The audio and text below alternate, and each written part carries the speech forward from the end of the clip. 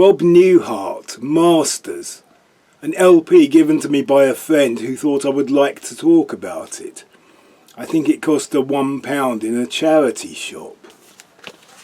Bob Newhart was a pioneer of that kind of storytelling comedy that moved away from just telling jokes. His first album of comic monologues, The Buttoned-Down Mind of Bob Newhart, was the first comedy album to go to #1 on the Billboard charts back in 1960. His follow-up album, The Buttoned-Down Mind Strikes Again, which I also have a copy of from the same source, also got to #1. The first track on this Bob Newhart compilation is a sketch about being a nervous flyer. Bob Newhart always makes me think of aeroplane flights. Back when I first experienced air travel in the early 80s, each seat had a headphone socket giving access to a number of audio channels and the soundtrack to whatever film was being shown. The comedy channel always had Woody Allen and Bob Newhart.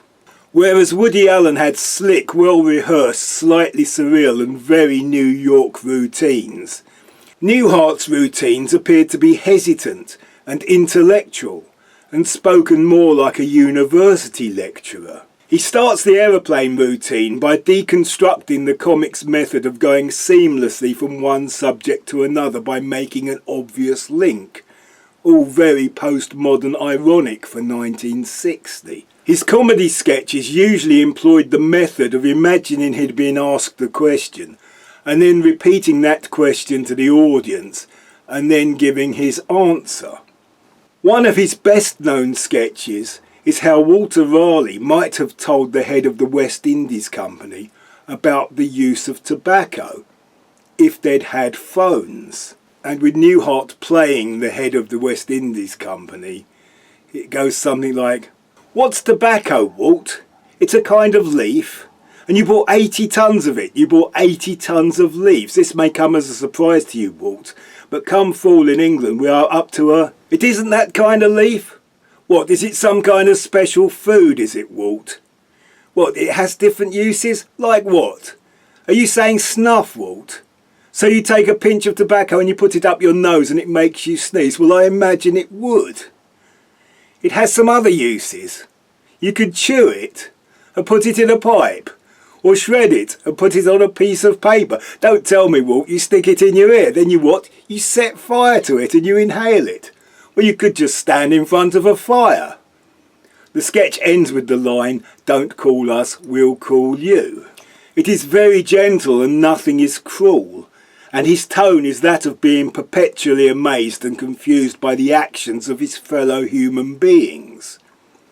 Having listened to him on the flight on the way to America, I was pleased to find that he had a TV show. It had a New England setting and gentle humour that contrasted with the other shows that seemed to be on endless repeat.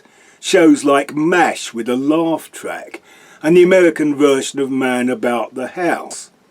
It was probably more like Terry and June, which is why when it was shown on British TV, I lost all interest in it.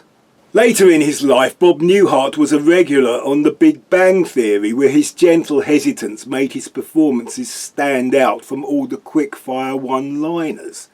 He died in 2024. Bob Newhart, Masters.